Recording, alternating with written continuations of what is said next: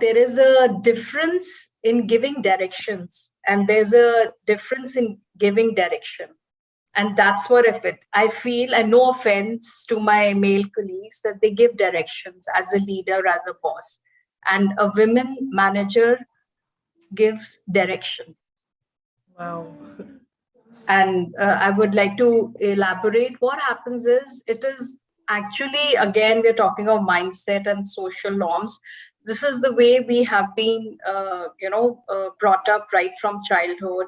And there are certain norms, the way an office should function, or a business, or an industry. A man should always lead. And it is by their, upbringing in the DNA, that they feel, okay, if they are a boss and a leader, they are, born to lead and give. And women has that motherly instinct, has that womenness in her, even if she's working. One is clearly empathy, understanding what's happening around you, stepping into people's shoes, and looking and understanding problems differently. We do recognize that in the development space, in the social impact space, we're not just in the business of building toys.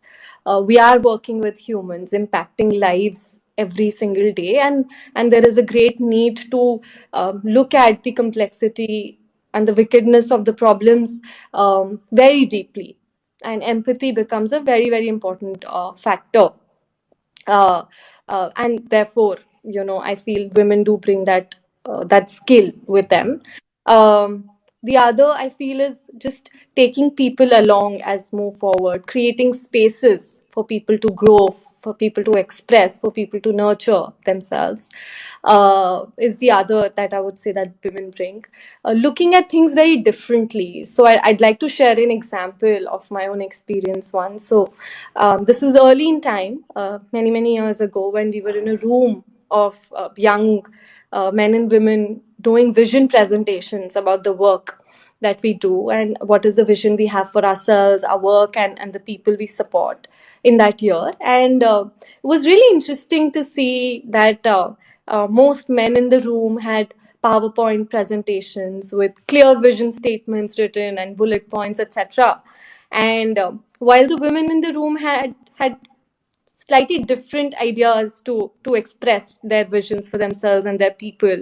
So, for example, there was one lady who had brought in a sock and pieces of artifacts inside the sock, which talked about her life and her journey. And why women do not achieve leadership status in general, there are three categories of reasons. The first is institutional.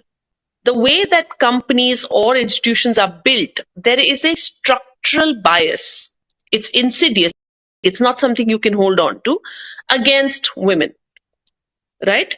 And that exists, and it's very difficult to combat. The second category is society, which we are all aware. Societal norms exist in a certain format, and we are operating in that environment. And so social conditioning plays a role.